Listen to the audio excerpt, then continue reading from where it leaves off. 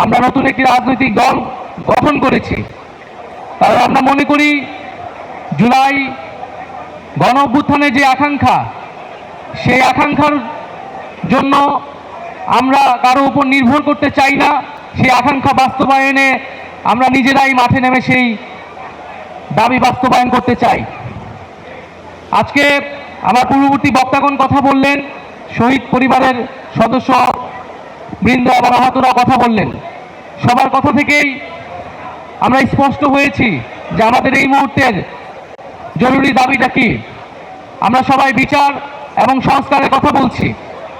5ই August পরবর্তী এই নতুন বাংলাদেশে এই যে সরকার গঠিত হয়েছে এবং যারা এই রাজনীতি করতে চাচ্ছে সামনে, তাদের সকলের ন্যায্যতা হচ্ছে এই শহীদ পরিবার এবং এই আহত যোদ্ধা বৃন্দ। ফলে তাদের মনের আকাঙ্ক্ষা কি সেটা আমাদের সকলকে বুঝতে হবে। আজকে দেশে শত শত মামলা হয়েছে, এই শহীদ পরিবারের সদস্যবৃন্দগুলো মামলা করেছে, শেখ হাসিনা এবং আওয়ামী লীগের খুনিদেরকে আসামি করে মামলা করা হয়েছে। যদি এর বিচার ছাড়াই আরেকটি সরকার চলে আসে, তাহলে কি নিশ্চয়তা আছে যে আওয়ামী লীগকে আবার পুনর্বাসিত করা হবে না এই বাংলাদেশে? তাহলে অবশ্যই বাংলাদেশের রাজনৈতিক দলগুলোকে, সরকারকে পরিষ্কার করতে হবে আওয়ামী লীগের ফয়সালা কি হবে।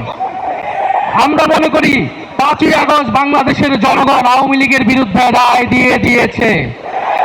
বাংলাদেশে আর আওয়ামী লীগের রাজনীতি, এই ফ্যাসিস্ট রাজনীতির আর কোনো জায়গা হবে না, হবে না, হবে না। ফলে আমরা বলবো যে আমাদেরকে বলা হচ্ছে যে আমরা নাকি নির্বাচন পিছানোর রাজনীতি করছি। খুব পরিষ্কারভাবেই বলতে চাই, পাল্টা কথা আপনাদেরকে বলতে চাই যে আপনারা বিচার ও সংস্কার পিছানোর রাজনীতি করবেন না। বিচার ও সংস্কারের প্রতি ঐক্যমত পোষণ করুন। নির্বাচন আমরা আপনাদেরকে করে দিতে সহায়তা করব। ফলে সরকারকে বলবো দ্রুত বিচার ও সংস্কারের রোডম্যাপ ঘোষণা করতে হবে। কতদিনের মধ্যে কোন প্রক্রিয়ায় আমরা দৃশ্যমান বিচার কার্যক্রম দেখতে পারবো এবং দৃশ্যমান সংস্কার আমরা বাস্তবায়ন করতে পারবো, সেটার সুস্পষ্ট রোডম্যাপ অবিলম্বে ঘোষণা করতে হবে।